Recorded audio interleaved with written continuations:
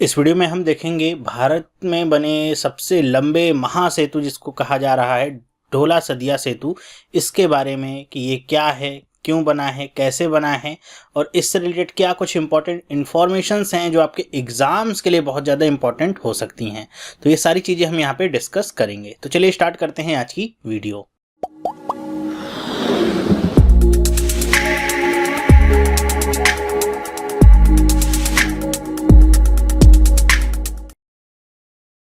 Hello, मेरा नाम चंद्रहास है। स्टडी स्मार्ट में आपका स्वागत है। दोस्तों, आप सबको पता होगा कि आज 26 तारीख को भारत के प्रधानमंत्री ने ढोला सदिया सेतु का अनावरण किया और ये कहा जा रहा है कि भारत का महासेतु है, भारत में बना सबसे लंबा ब्रिज ये है। तो इसके बारे में हम देखेंगे क्या है ये ब्रिज, कैसे बना है, क्या कुछ इसकी खासियत है, इससे क्या लाभ है, क्या नुकसान है, सारी चीज़ें डिस्कस करेंगे। तो देखते हैं। सबसे पहली बात तो यही है, यहाँ पे आप देख रहे होंगे चित्र में भी कि प्रधानमंत्री नरेंद्र मोदी ने आज से 26 तारीख को इसका इनॉग्रेशन किया है और ये भारत में बना सबसे लंबा ब्रिज कहा जा रहा है, जिसका नाम क्या है, ढोला सदिया। और बात की जाए तो ये एशिया का भी सबसे लंबा ब्रिज है, सिर्फ भारत का ही नहीं बल्कि एशिया का भी ये सबसे लंबा ब्रिज है। इससे पहले आपका जो ब्रिज था मुंबई में बना हुआ बांद्रा सीलिंग करके, वो था और उसके बाद अब ये नया ब्रिज बन के तैयार हो गया है, जिससे चालू कर दिया गया है। तो अब ये ब्रिज बन गया है। तो इसके बारे में हम कुछ इंपॉर्टेंट फैक्ट्स देखते हैं क्या है। सबसे पहली बात तो ये है कि कितना बड़ा है। सब यहाँ पे लिखा है ये 3 लेन का ब्रिज है। यहाँ इसमें 3 लेन है और ये 9.15 किलोमीटर लंबा ब्रिज है, जो कि नाम जिसको दिया गया ढोला सदिया ब्रिज। और ये किस नदी के ऊपर बना है? ये आपका लोहित नदी के ऊपर बना हुआ है, जो कि ब्रह्मपुत्र नदी की एक सहायक नदी है, इसकी ट्रिब्यूटरी है। ओके। और क्या बता रहा है कि ये किसको लिंक करता है? ये लिंक करता है असम में ढोला को और अरुणाचल प्रदेश में सदिया को। तो ये दोनों जगहों को मिलाने का काम ये करता है, असम से लेकर के अरुणाचल प्रदेश तक का। ओके। और आगे बात करें इस ब्रिज की लंबाई की, तो ये बता रहे हैं कि the total length of the Dhola Sadiya bridge project included the approach roads on east side is 28.5 kilometres. कह रहे हैं कि दोनों ब्रिज के दोनों तरफ की जो अप्रोच रोड्स हैं, यहाँ पे आपको मैप में भी दिख रहा होगा, इनको मिला करके देखा जाए तो इस ब्रिज की जो लंबाई है कितनी है, 28.5 किलोमीटर। लेकिन अगर केवल ब्रिज की बात की जाए तो वो कितना लंबा है, 9.15 किलोमीटर लंबा ये ब्रिज है। तो यहाँ पे आप अगर मैप में देखें तो आपको देखने को मिलेगा कि ये जो ब्रिज आपका बना हुआ है कुछ यहाँ पे आपका लोकेटेड है। केवल ब्रिज की अगर मैं बात कर रहा हूँ तो ये आपका नदी के ऊपर बना हुआ है, लोहित नदी के ऊपर। और यहाँ पे आपको देखने को मिल रहा है ये डिस्ट्रिक्ट है तिनसुकिया और ये आपका डिस्ट्रिक्ट यहाँ पे है तेजू। तो तिनसुकिया में ही ये आपका पड़ता है क्या, जिसे ढोला कहा जाता है। ये तिनसुकिया डिस्ट्रिक्ट है, उसी में ये गाँव पड़ता है ढोला, जहाँ से ये ब्रिज कनेक्ट हो रहा है। तो ये आपको समझ में आ गया। और यहाँ पे एक इम्पॉर्टेंट बात और है कि ये ब्रह्मपुत्र नदी पे बनने वाला भारत की तरफ से चौथा ये ब्रिज है। यहाँ पे आप छोटे और ब्रिज देख रहे होंगे, ये देखिए एक ब्रिज आपको यहाँ देखने को मिल रहा है, एक ब्रिज आपको यहाँ देखने को मिल रहा है, यहाँ पे एक तीसरा ब्रिज है, एक ब्रिज इसके पीछे भी आपका बना हुआ है। तो कुल मिला के चौथा ये ब्रिज बन रहा है ब्रह्मपुत्र नदी पे। ओके।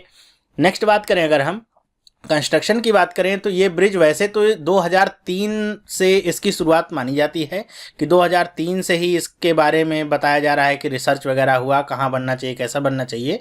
और 2011 में जब यूपीए की सरकार थी मनमोहन सिंह के टेन्योर में, ये इसका कंस्ट्रक्शन स्टार्ट हुआ। और किसके अंडर में हुआ, ये सबसे इंपॉर्टेंट है एग्जाम के पॉइंट ऑफ व्यू से। Ministry of road transport and highways के साथ ये पब्लिक प्राइवेट पार्टनरशिप मतलब PPP मॉडल पे बन रहा है। किसके साथ में?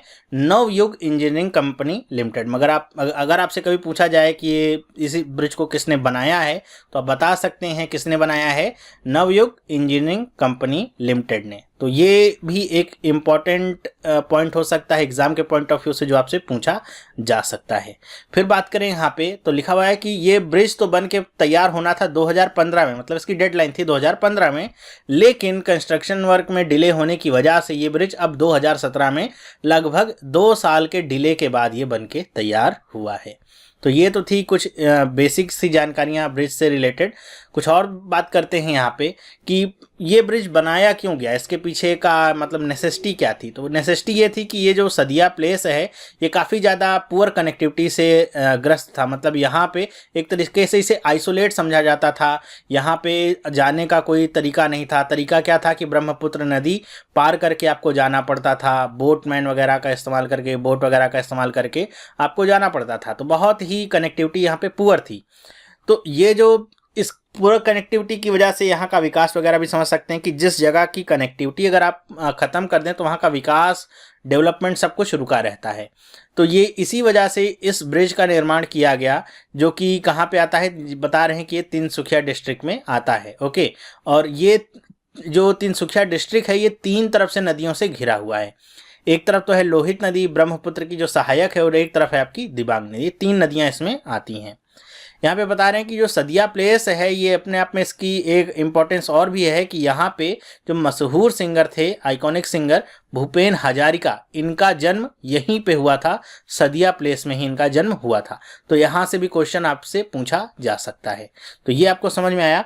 आगे हम बढ़ के देखते हैं कि ये जो ब्रिज है इसमें बता रहे हैं कि इस ब्रिज के बन जाने से क्या हुआ है कि असम के रुपाई में जो कि NH-37 पे है, इससे मीकाया रोइंग जो NH-52 पे है अरुणाचल प्रदेश में, इसके बीच की जो 165 किलोमीटर की दूरी थी इसमें पहले टाइम लगता था 6 आवर्स का। मतलब यहाँ से NH-37 से NH-52 इन दोनों जगहों के बीच जाने के लिए आपको 6 घंटे का समय लगता था। लेकिन इस ब्रिज के बन जाने के बाद ये जो समय है ये घट करके कितना हो गया, केवल 1 घंटे का समय ये रह गया। मतलब 1 आवर का टाइम केवल आपको लगेगा अब जाने में, मतलब 5 घंटे कम हो गए। ओके, और क्या बता रहे हैं कि गवर्नमेंट क्लेम कर रही है कि इसकी वजह से, इस ब्रिज के बन जाने की वजह से प्रतिदिन 10 लाख रुपए का पेट्रोल और डीजल की बचत होगी। तो अपने आप में काफ़ी महत्वपूर्ण है कि आप हर दिन लगभग 10 लाख पेट्रोल डीजल बचाएंगे एक ब्रिज बना देने से।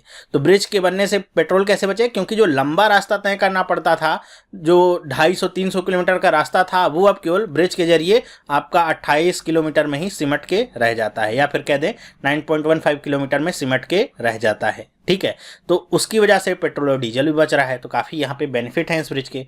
और देखते हैं कुछ बातें। यहाँ पे कह रहे हैं कि ये जो एरिया है जहाँ पे ये ब्रिज बना हुआ है ये बहुत ही हाई सिस्मिक जोन में आता है। मतलब यहाँ पे भूकंप आने की जो संभावनाएं रहती हैं, जो भूकंप हैं काफ़ी ज़्यादा आते हैं, कई बार आते हैं, रिपीटेड होते हैं भूकंप यहाँ पे। ओके, आम सी बात हो सकती है यहाँ पे। तो इस वजह से ये जो ब्रिज बनना था ये इसके लिए भी काफ़ी चुनौती थी कि ब्रिज को किस तरीके से बनाया जाए कि ये जो seismic zone, high seismic zone में पड़ता है, भूकंप का असर इसके ऊपर ना पड़े। वरना आप ब्रिज बना देंगे, 4 दिन बाद भूकंप आएगा, ब्रिज टूट जाएगा, फिर से आप उसकी मरम्मत करेंगे, फिर भूकंप आएगा, फिर टूट जाएगा। तो जिंदगी भर तो यही काम आप करते रहेंगे, ब्रिज बना के कोई फायदा तो होगा नहीं, क्योंकि उतना ही पैसा आप मेंटेनेंस में लगाते रहेंगे। तो इसलिए इस ब्रिज में क्या इस्तेमाल किए गए हैं, बहुत ही हाई क्वालिटी के लिखा हुआ है कि state of art equipments including imported hydraulic rigs and provided seismic buffers in all its 182 pillars. इसमें यहाँ से ये भी समझ सकते हैं कि टोटल पिलर्स कितने हैं, 182।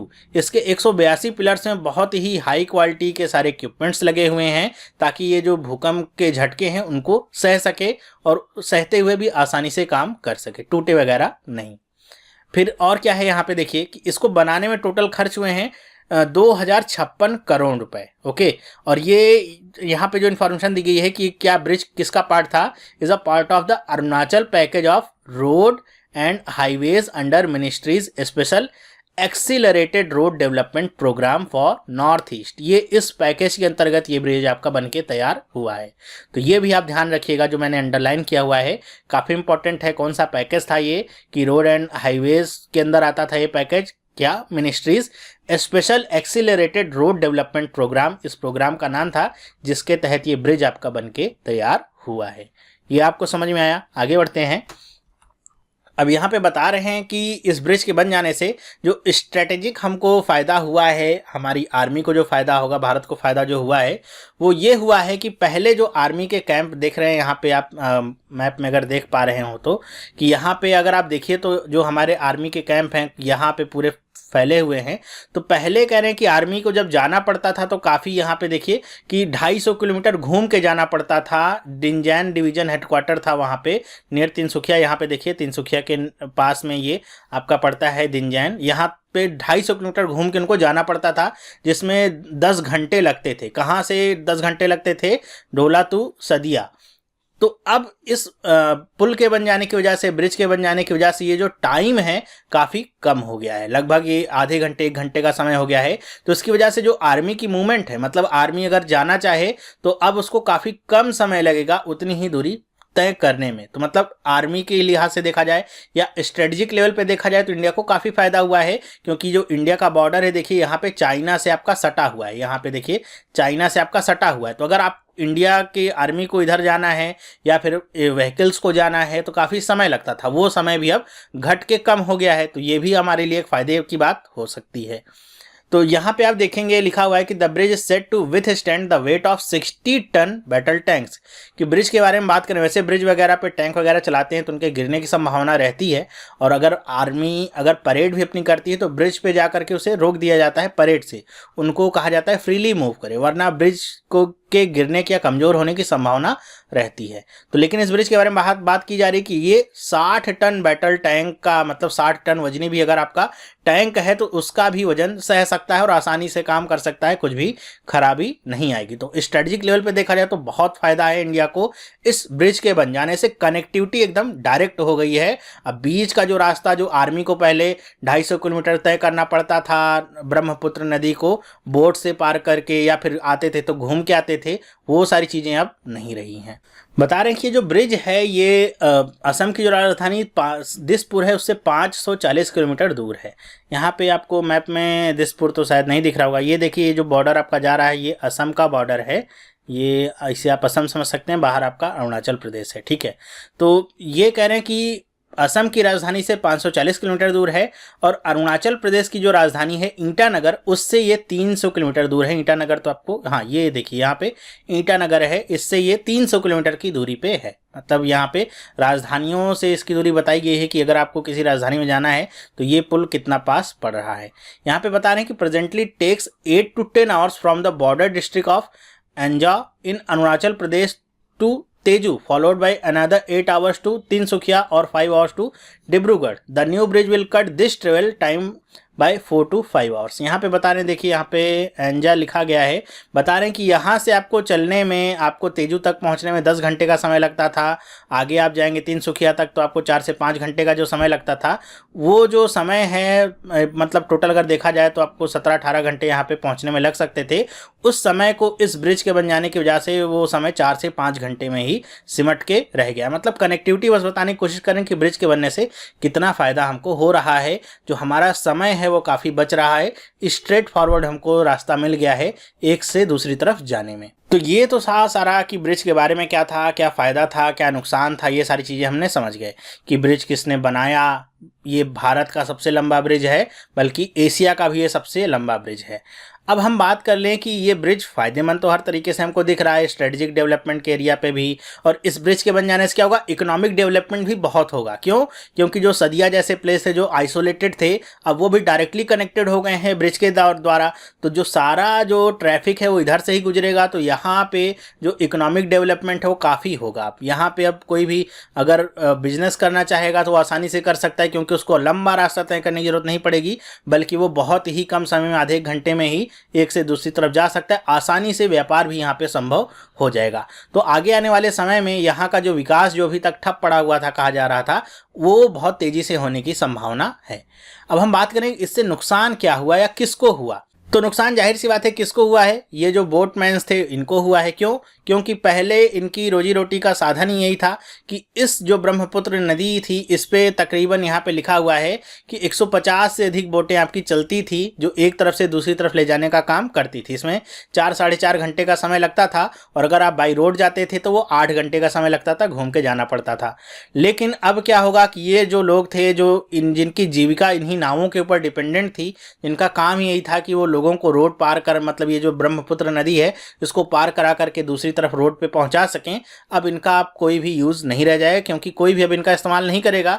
डायरेक्ट लोग क्या करेंगे, पुल का इस्तेमाल करेंगे। जो 4.5 घंटे का समय था उसे आधे घंटे 1 घंटे में पूरा करके अपना काम कर लेंगे। तो इन लोगों की जो ज़िंदगी है, जो इनकी ज़िंदगी का अभी तक सहारा था, जो इनकी जीविका थी, 150 से अधिक नावों के जो मालिक थे और या कह लीजिए इतने घर थे, अब इनकी जो ज़िंदगी है ये इससे प्रभावित हो गई है, बहुत ज़्यादा प्रभावित हो गई है। अब इन लोगों को इससे काफ़ी नुकसान हुआ है। पुल के बन जाने से फ़ायदे तो बहुत हुए हैं, लेकिन कुछ लोगों को ये नुकसान भी हुआ है जिनमें ये लोग आते हैं। तो इनको अपनी जीविका के साधन के लिए कुछ और रास्ता देखना पड़ेगा, कुछ नया काम ढूंढना पड़ेगा जिससे इनकी जीविकोपार्जन चलती रहे। ओके, तो ये था इसका कुछ नुकसान क्या कह सकते हैं कि इससे कौन से लोग प्रभावित हुए हैं पुल से, बस ये बताने की यहाँ पे कोशिश की गई।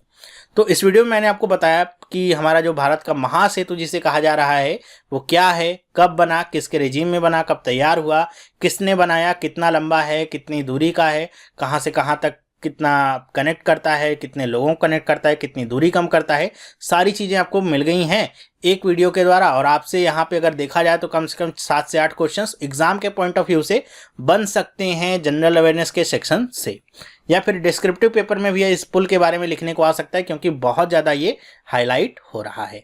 तो ये वीडियो आपको कैसा लगा मुझे आप कमेंट करके बताइएगा। और एक बात मुझे और कमेंट करके बताइएगा, कहा तो जा रहा है इसे भारत का सबसे लंबा सेतु और एशिया का सबसे लंबा सेतु है, तो दुनिया का सबसे लंबा सेतु कौन सा है वो आप मुझे कमेंट करके बताइएगा कि दुनिया का सबसे लंबा ब्रिज कौन सा है, कहाँ पे बना है, किस नदी के ऊपर बना है।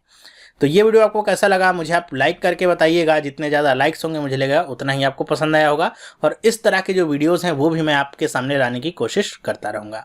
तो वीडियो अगर पसंद आए तो इसे शेयर करिए अपने दोस्तों के साथ, उनको भी पहुँचाइए जो इंपॉर्टेंट इन्फॉर्मेशन है, जिससे उनको भी इन सारी इन्फॉर्मेशन के बारे में पता चल सके। तो ये वीडियो देखने के लिए आपका बहुत बहुत धन्यवाद। अब हम मिलेंगे नेक्स्ट वीडियो में। अगर आप इस चैनल पर नए हैं तो आप इस चैनल को सब्सक्राइब कर सकते हैं, जिससे इस तरह की वीडियोज़ आपको मिलती रहेंगी और आपकी प्रिपरेशन और अच्छी होती रहेगी। तो ये वीडियो देखने के लिए आपका बहुत बहुत धन्यवाद। Have a nice day and bye.